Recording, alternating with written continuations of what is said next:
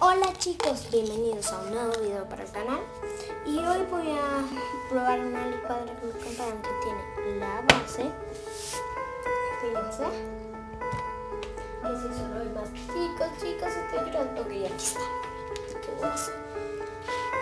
Entonces, esta tapita y el revolvedor mágico. Bueno chicos, entonces por aquí debe estar la tapa. Pero por aquí está una cosa que necesita la licuadora. Y se me pone cosita. Pero bueno, vamos allá. Voy a probarlo con este. Tan brilla aquí. Así que voy a aplicar ahí hasta ahí. Entonces lo voy a dejar.